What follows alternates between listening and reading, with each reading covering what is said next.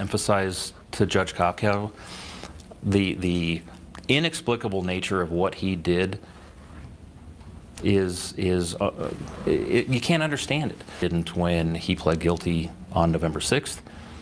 I never did during the course of any of this investigation, any of the interviews with him.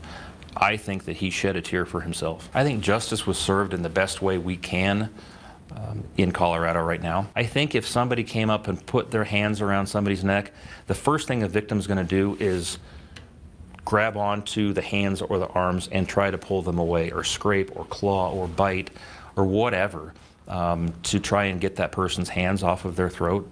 There wasn't anything like that in Shanann. And his statement to investigators was, they were very clearly, obviously dead, so I decided to dispose of their bodies. You didn't call 911. You didn't try CPR. You didn't even check on them to see if they were breathing. When you hear that, you're thinking, this just doesn't. On Tuesday, what did you think of his demeanor overall? Yeah, it was very odd. He just was sitting there waiting for something to happen. The last time I talked to him, he said, I just want to cry. And I looked at him and said, why aren't you? On Wednesday, everything changed. A heartbreaking outcome to the story we have been tracking all week, the confession of a father. I didn't know what to say or do. I don't know. I sat on our bed for I don't even know how long and didn't move because I didn't want to think that they weren't coming back. Late Wednesday night, Watts is arrested. By Thursday, police were at the oil fields where Watts used to work, and within hours found 3 bodies. Court documents revealed they discovered Shanann's body in a shallow grave. The bodies of Bella and Celeste found submerged for days in oil tanks. You have the right to counsel. You understand? Yes, sir. In an interview with authorities, Watts filling in the blanks. According to an affidavit, he loaded all 3 bodies into the backseat of his work truck and took them to an oil work site. If you're right. Welcome to Dark Matters, True Crime, the channel where every case drags you deeper into the unknown. Hit that subscribe button and join us as we explore the darkest corners of the human mind. 7 years have passed, yet the story still moves like a cold draft through the corridors of true crime history. Time has softened nothing. If anything, the silence has grown sharper, cutting through the public's memory each time the Watts name resurfaces. And now, with distance from that summer morning in 2018, the narrative shifts, not because the facts have changed, but because the weight of them finally settles into place. 7 years later, the truth, the real truth, the human truth, demands to be spoken aloud. The story doesn't begin in a courtroom or in a confession room. It begins in the quiet hours before dawn, in a home that once held birthday candles and bedtime songs. A home that would become a hollow chamber of unanswered questions. On August 13th, that quiet suburb awakened to the absence of Shanann Watts and her 2 daughters, Bella and Celeste. Their disappearance wasn't yet a headline. It was a whisper carried by a worried friend and a neighbor who sensed something was terribly wrong. As officers stepped into the house, nothing seemed broken or chaotic, just strangely still. It felt as if the walls themselves were holding their breath. And in that stillness lived the unspoken truth. Sometimes evil announces itself not with violence, but with calm. 7 years later, we revisit these moments not for shock, but for clarity. For the understanding that truth is never a single statement or a single confession. It is the accumulation of choices, lies, omissions, and moments ignored. What Chris Watts said then is one version. What remains when we look back now is another. And the space between those versions is where the real story waits. If you want to journey deeper into the truth behind the silence, like, subscribe, and turn on notifications for Dark Matters True Crime, where the shadows are examined, not avoided. What's going on right now around your house? Right now it's got K9 units, the sheriff's department. Everybody's like they're doing their best right now to figure out like if they can get a scent, see where they went. If they went on foot, they went in a car, or they went somewhere. And right now it's just like they've been on point. They're going through the house trying to get a scent, and hopefully they can pick something up to where it's going to lead to something. What happened? Your wife came home. Tell me what's. She came home from the airport 2 a.m. and I left around 5:15. She was still here, and like about 12:10 in that afternoon, her friend Nicole showed up at the door. Like I had texted Shanann a few times that day, called her, say, you know, but she never got back to me, but she wasn't getting back to any of her people as well.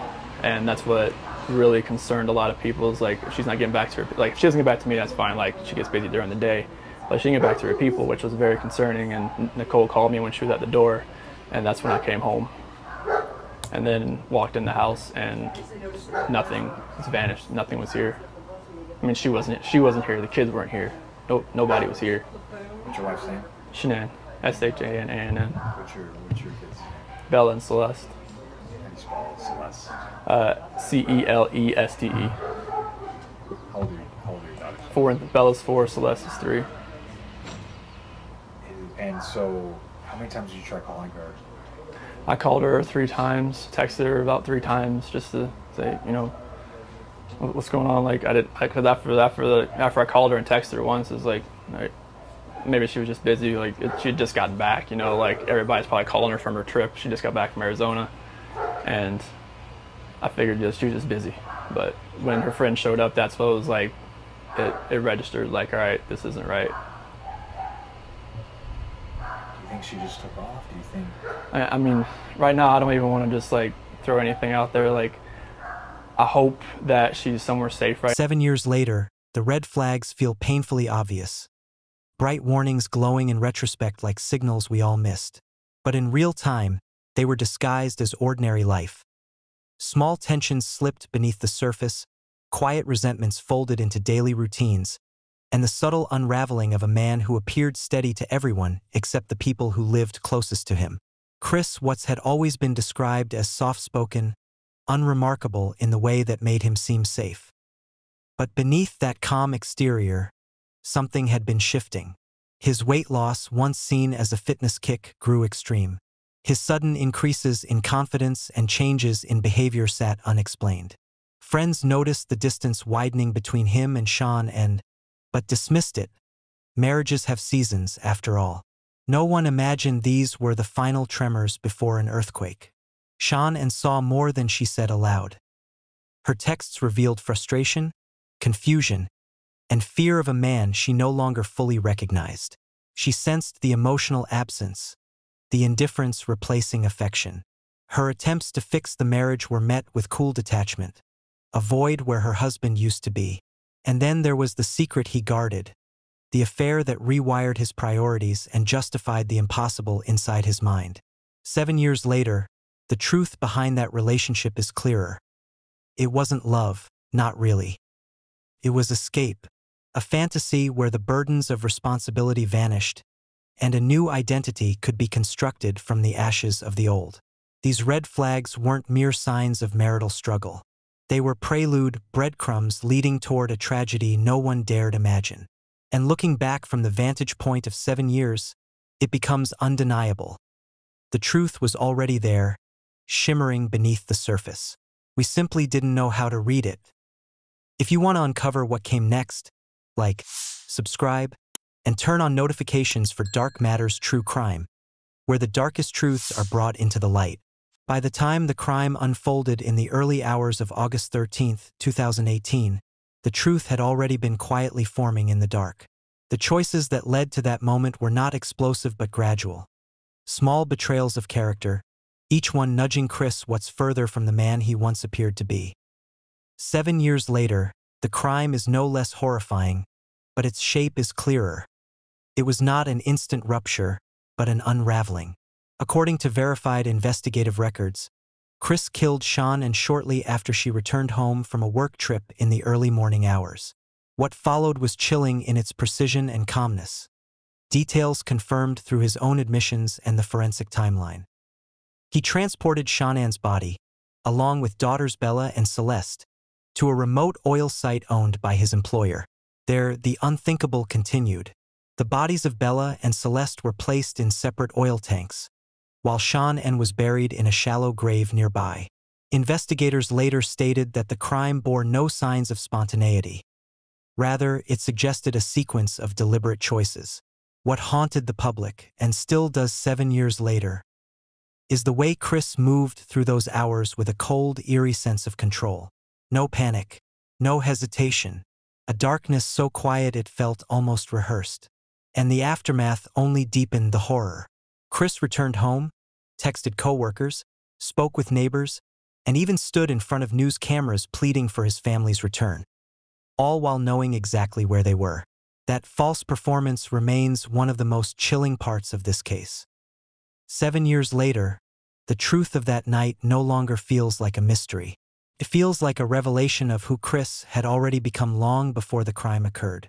For the next chapter, like, subscribe, and turn on notifications for Dark Matters True Crime, where we continue uncovering the cold reality behind the Watts tragedy. The cover-up began the moment the crime ended, stitched together with the same eerie calm Chris carried through the night. 7 years later, the investigation reads like a blueprint of deception, one that crumbled the moment light touched it. But in those first hours, Chris believed he had crafted something airtight, a story so ordinary it might smother suspicion before it had the chance to spark. He sent Sean a message from her own phone, a hollow attempt to create the illusion that she was still alive. He backed his truck into the garage in the pre-dawn darkness, a move later caught on a neighbor's surveillance camera, footage that would become one of the investigation's most pivotal pieces.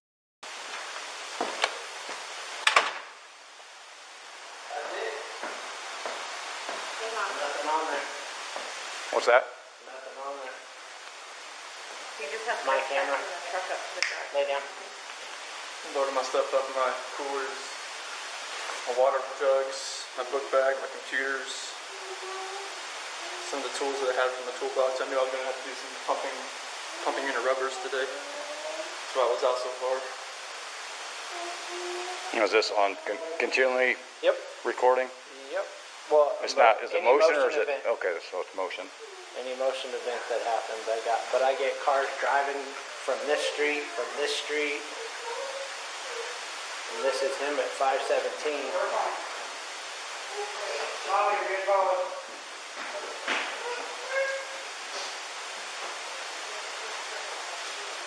usually park out there on the side. I just want to get everything back in. Be easier to lugging everything out there, all the tools that I had to bring in.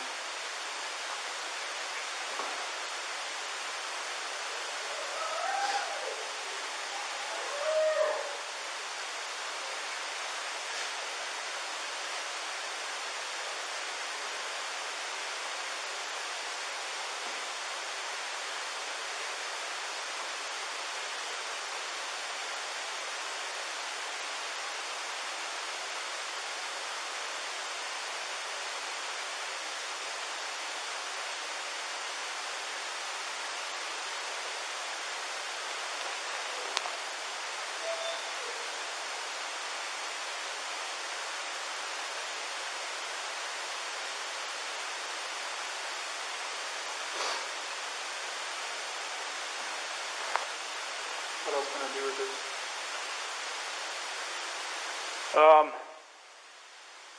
My detective just showed up, so he'll probably want to talk to you. He'd probably, like I said, he might have you call at the bank and see if there's any kind of activity. Because if there was any sort of action out there, his cameras, I would have got it. Like right. we had issues the other week when people were stealing stuff out of like garages and stuff like that, and I had parked my truck I had here. to park right here. Yeah.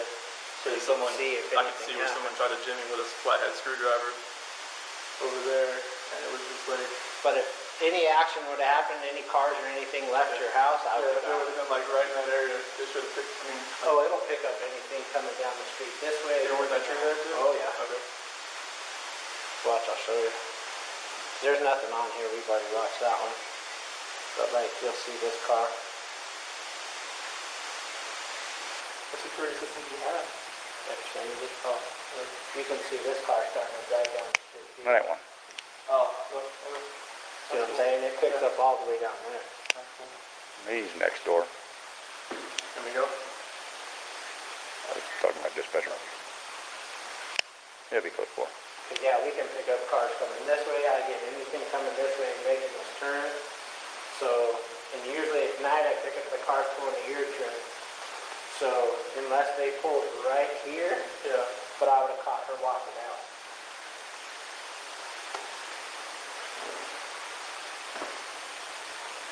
Diesel. yeah, I got nothing. Nothing for the rest of the day? No, that's it. She's pregnant as well. How far along? 14, 15 weeks.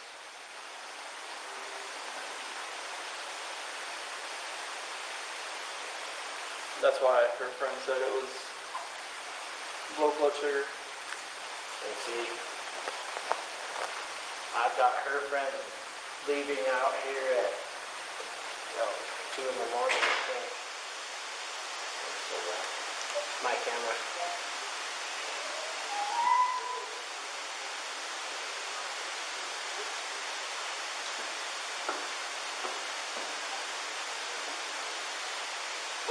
Did you go check if anything was missing around your house? There wasn't nothing, like all the old blankies and the and then her linen was on the nightstand.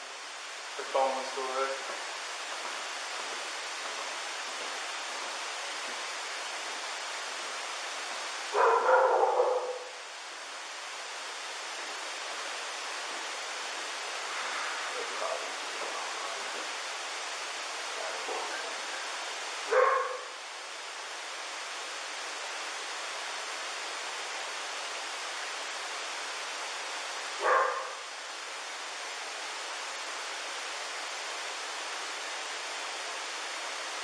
She dropped her off at 1 in the morning, right?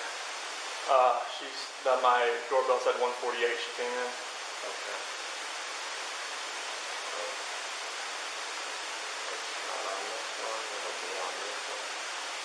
He texted coworkers with casual updates, visited job sites, and carried himself with the rhythm of a man following a script written in haste, but delivered with unsettling confidence. But the truth always leaves residue. Detectives noticed immediately that the house felt staged. Beds made too neatly, rooms unnaturally quiet, Shannon's belongings untouched. The neighbor's security footage contradicted Chris's movements. His emotional responses, flat, calculated, nagged at investigators who had seen too many guilty men hide behind the same mask. Then there was the digital trail. Deleted messages, secret apps, and search history patterns that painted a profile of a man preparing to sever himself from his old life. The affair he tried to conceal became a catalyst. One that stripped away the veneer he fought to maintain. When Chris finally confessed, the cover-up shattered, revealing what investigators already sensed. The truth had been sitting in plain sight, humming beneath every lie he attempted to construct. To continue down this path of truth, like, subscribe, and turn on notifications for Dark Matters True Crime, where the shadows of this case continue to unfold. When the truth finally ripped through the seams of Chris Watts's carefully constructed lie, the legal machinery moved with a force that felt both inevitable and devastating. The courtroom became the place where illusion died. 7 years later, the proceedings still echo, not because of dramatic outbursts or contested arguments, but because of the suffocating weight of what was already known before the first word was spoken. Prosecutors presented a case shaped by clarity, not confusion. They had the digital footprints, the surveillance video, the forensic evidence, and the confession that spilled out once the pressure of his deception became unbearable. In the end, there was nothing left for Chris to fight. His guilty plea came swiftly, almost quietly, as though the final act of a man who had run out of stories to tell. He pleaded guilty to multiple counts of murder, including the deaths of his pregnant wife and his daughters. Charges weighted with the full gravity of their lives. The courtroom, usually a place of arguments and counterarguments, became instead a solemn chamber of acknowledgement. There was no trial, no lengthy battle, just the cold acceptance of what he had done. The judge delivered 5 life sentences, 3 consecutive, 2 concurrent, ensuring that Chris would never again touch freedom. There was no death penalty on the table. Prosecutors spared the family from reliving the horror through a drawn-out capital case. 7 years later, the sentencing remains a stark reminder that justice can feel both absolute and insufficient. The law answered with permanence, but the losses it sought to address were immeasurable. The truth had spoken, loudly and irrevocably, but even truth can feel too small in the shadow of such a crime. In the months and years that followed the sentencing, the emotional landscape left behind was jagged. Raw in places where healing had barely begun, scorched in others where it would never fully return. 7 years later, the echoes of this crime still ripple through the families and communities who once orbited around Sean and Bella and Celeste. Their absence became a permanent outline, shaping every gathering, every memory, every attempt to move forward. Shannon's family carried the impossible task of grieving a daughter and grandchildren while navigating a world that suddenly wanted answers, interviews, explanations. They didn't ask for the spotlight. It landed on them like debris from an explosion. Their pain became public record, their heartbreak replayed in slow motion for the world to dissect. And yet, even in grief, they held onto the memory of who Shannon was, not how she died. Her voice, her drive, her relentless love for her children became the anchor that kept their sorrow from consuming them whole. My name is Sandra Rusak, Shannon's mother. Thank you. I wanted to say thank you for this moment. I want to take a moment to thank everyone who has prayed for our beloved family, who had sent gifts, cards to us from all over the world. I know God will put the evil people where they need to be. I also want to take the time to thank the town of Frederick, Greeley, FBI, the DA's office, the CBI, for exceptional work. We thank Nicole Atkinson, Shannon's neighbor Nathan, and his family. To me, they're our heroes. They really are. God bless. God makes no mistakes on who he puts in your life. Marriage is about love, trust, and friendship and unity. We marry for sickness and health, to death do us part. Our daughter Shannon loved you with all of her heart. Your children loved you to the moon and back. Shannon's family was her world. Shannon put a crown on your head. But unfortunately, the day that you took their life, God removed that crown. We loved you like a son. We trusted you. Your faithful wife trusted you. Your children adored you, and they also trusted you. Your daughter Bella Marie sang a song proudly. I don't know if you got to see it, but it was, "Daddy, you're my hero." I have no idea who gave you the right to take their lives.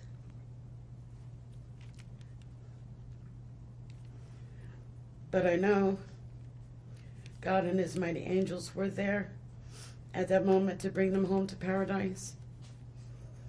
God gives us free will. So not only did you take the family of four, your family of four, you took your own life. I want the world to know that our daughter and her children were so loved by us. There will always be protected by God and his mighty angels. I didn't want death for you because that's not my right. Your life is between you and God now, and I pray that he has mercy for you. From Shannon's mother, Bella Marie, Celeste Catherine, and Nico Lee's Nana. Thank you, Your Honor.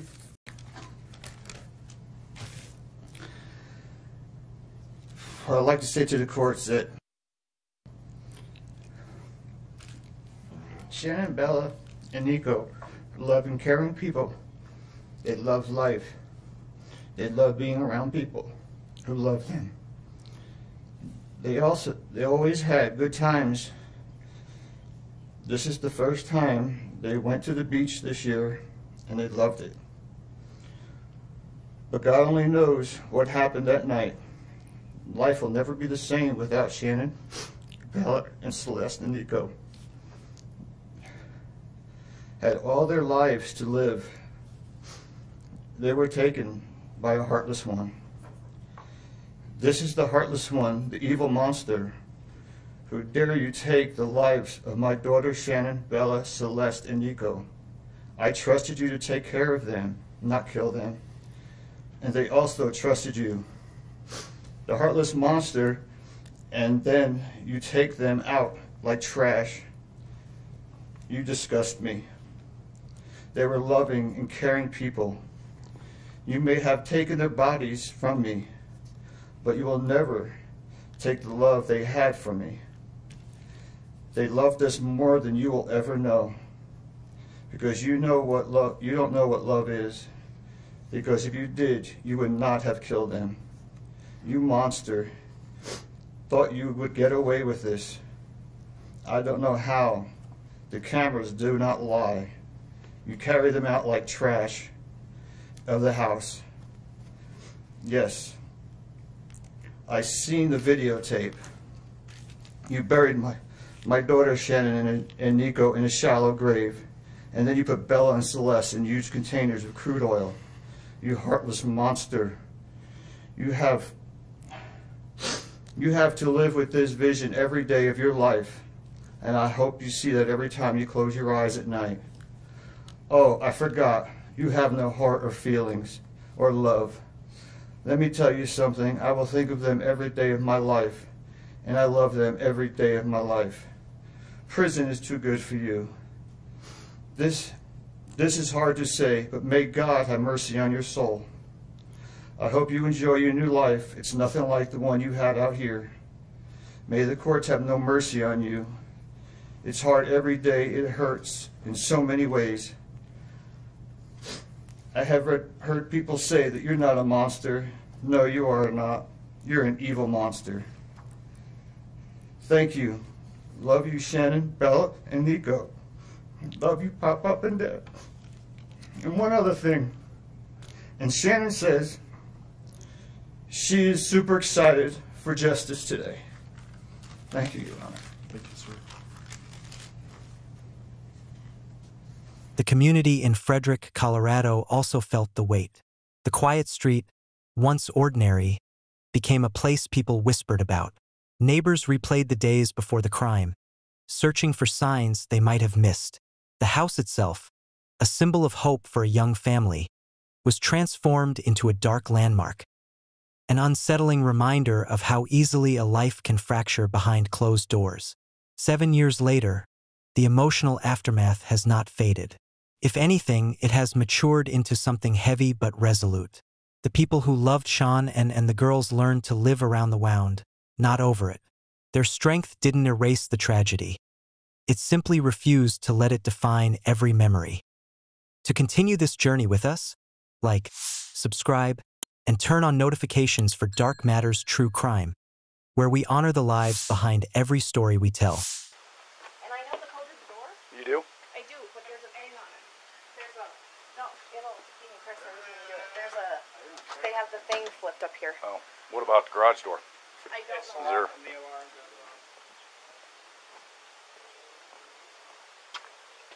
Do you mind calling him and seeing if we can get a passcode to this and get me permission to go in? Okay.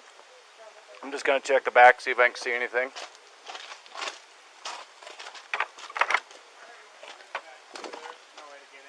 Right. I just want to look in all the windows, make sure I don't see anything out of.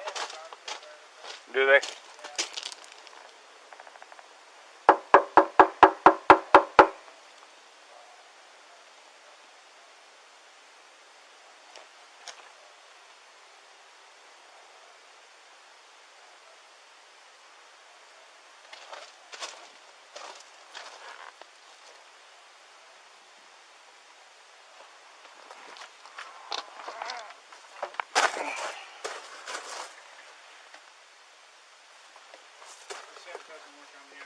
Oh, it doesn't?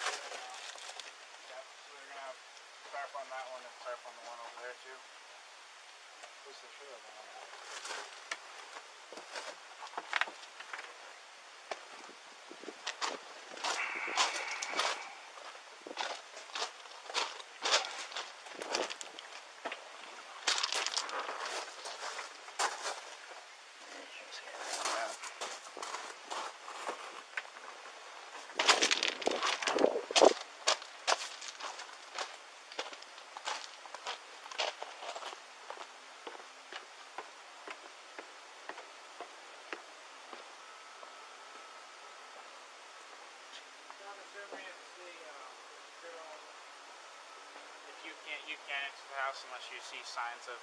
Yep, I've got to have more unless I get consent from him to go in. And if you don't, you can't enter.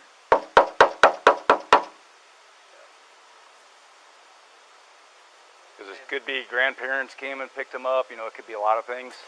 She left her phone. Her phone's dead. And it doesn't change anything even if they are pregnant. No, I mean, It's different rules, but they're all about the yeah, same. you've got your Fourth Amendment rights to the house. Yep. I can't violate that. Yep. Told her. That's why. She's like, they'll break down the door. I'm like, no, they won't. No, not. I mean, if I saw her laying on the ground, something like that. You saw signs of a fight or anything. Kids were. I could get a hold of the kids. No, mom's not answering. Can't do much. I got nothing right now though. 7 years later, the truth carries a different weight. It hangs in the air like a dense, unmoving fog, something you don't walk through so much as something that settles on you. Because the truth of this case didn't end with a confession or a sentencing. It grew in the aftermath, in the strange territory where the public's morbid fascination met the family's desperate need for privacy. And out of that collision came the questions that still linger today. In prison, Chris began offering new versions of the story, confessions rewritten, details altered, motivations reshaped. Each retelling contradicted the last, creating a labyrinth of shifting narratives. Psychologists called it self-preservation. Investigators called it manipulation. Others saw it as the last shred of control he still possessed. But the effect was the same. The truth became tangled, distorted by the man who had already erased so much. 7 years later, people still ask why. Not in the abstract, but in the painfully specific sense. Why this crime? Why this family? Why this absolute annihilation of the life he built? And the answers, if they exist at all, live somewhere between psychological unraveling and cold, deliberate choice. The truth also shifted for the survivors. Shannon's family confronted a torment few can imagine. The knowledge that Chris continued to speak, to give interviews, to shape narratives about the people he destroyed. They confronted rumors, conspiracy theories, and strangers who tried to rewrite the case for entertainment or shock value. Their grief became something they had to protect. 7 years later, the truth is not a single statement. It is a constellation. Some pieces bright, some obscured, all part of a night sky that will never fully clear. And the question that remains is whether Chris himself even knows the unbroken truth, or whether he buried that alongside everything else. To stay with us as we reach the final chapter, like, subscribe, and turn on notifications for Dark Matters True Crime. 7 years later, we stand at the edge of a story that still refuses to settle. The facts are known. The sentences are final. The confessions, however shifting, have been spoken. And yet the case of Chris Watts remains one of those rare tragedies that continues to whisper long after the courtroom doors closed. Not because there is more evidence to uncover, but because the human mind struggles to reconcile the simplicity of the truth with the enormity of the loss. The truth is that no new story has emerged to change what happened. No hidden reports, no sealed files waiting to explode. What remains now is reflection. A long, steady look at how an ordinary life can conceal extraordinary darkness. The truth he speaks now from behind concrete walls is no clearer than the truth he offered in 2018. Time has not granted him wisdom, only distance. And perhaps that is why the case still feels unfinished. Not because of hidden facts, but because the explanation for a crime like this will never feel complete. In the aftermath of 7 years, the real truth belongs not to Chris, but to the memory of Sean and Bella, Celeste, and unborn baby Nico. Their lives, full of color, noise, love, and hope, are the parts of the story that time does not erode.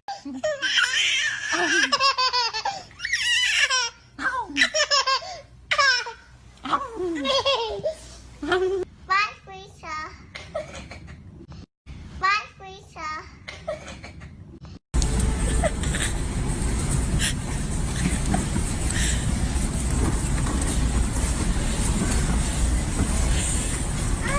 Hey, baby.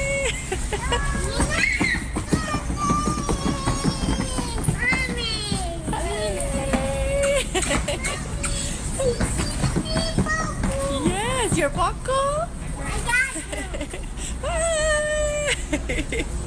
Do you want a brother or a sister? You want a little sister? Yeah. You want to be a big sister? Yeah. Yeah? Okay. Go, Cece. Go, Bella. Careful, Cece. You're going to get dizzy. You're going to get dizzy, Cece. You're going to get dizzy.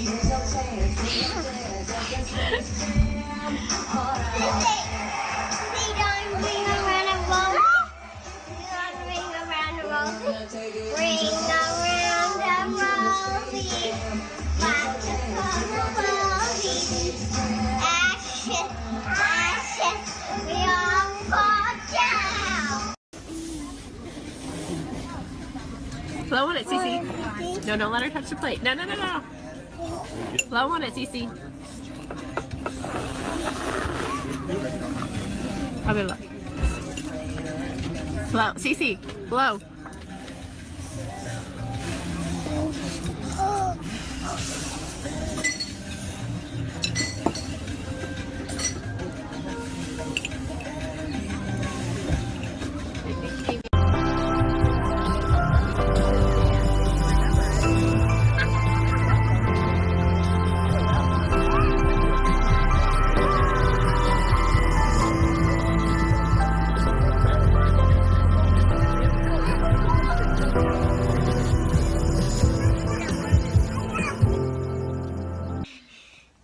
Say hi, Cece. Hi.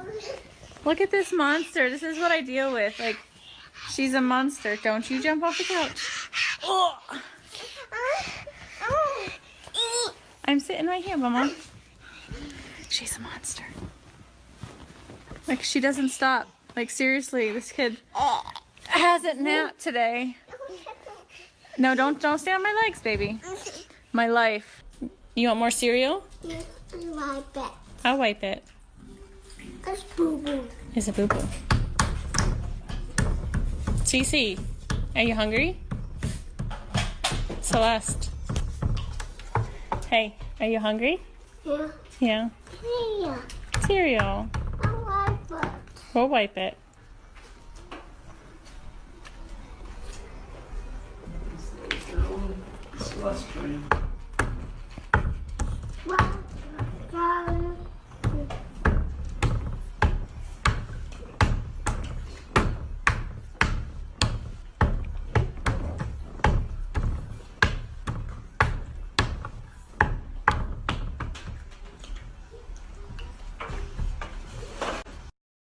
So, I feel really blessed this summer. I'm going to San Diego with Chris. We're going June 22nd through the 26th. No, the 26th we come home at 1:30 in the morning. And then the 26th, that afternoon at 5:30 at night, Bella, Cece, and I and my dad are flying back to North Carolina for 6 weeks. 6 weeks we're going to be in North Carolina, Cece, right? And we're going to go spend time with our families and friends and everything else. And then we're going to come back August 7th. And then I fly to Scottsdale, Arizona on the 11th for a mini little retreat with my team. And we're going to have a lot of fun. What are you doing? This child does not sit still ever. Look at this.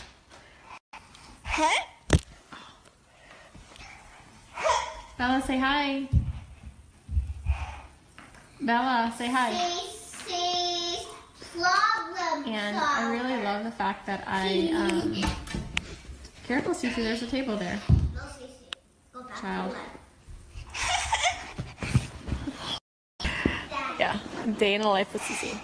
And just feel blessed that we can do that. We can travel the world. One day Chris can travel that long with us.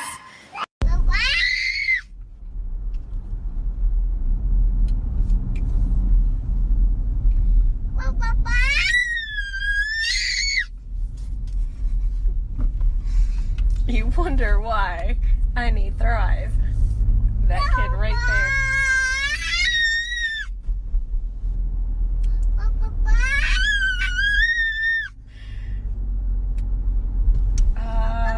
7:15 in the morning. Cece.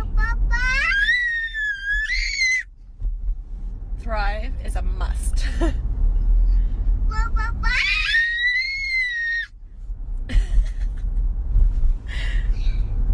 They are the truth that remains unshaken. And so the case leaves us with a question that disturbs as much as it compels. How does a person walk so far from the life they built that the destruction of it feels like an option? And if the answer cannot be found in evidence or confessions, does it live somewhere deeper, in the quiet fractures of a human soul?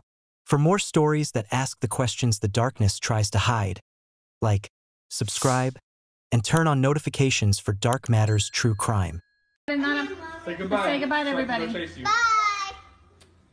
You're so sweet. Cece, blow kisses. You're adorable.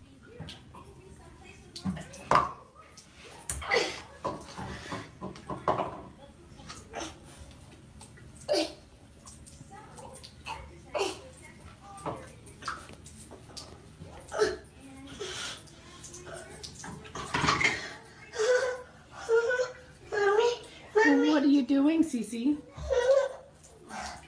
Are you stuck?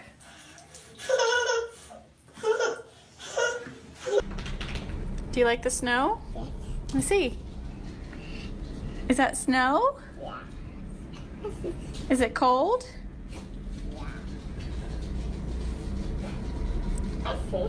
It's snow. Are you putting on your toes? Oh no. On the floor. Do you want to go play in the snow? No. I'm cold. It is cold, baby. Shut the door. I'm not that cold. It is cold.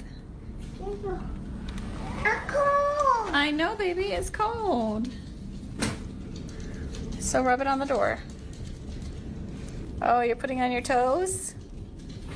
It's cold. More. You want more? Yes. I'm cold. I know it's cold.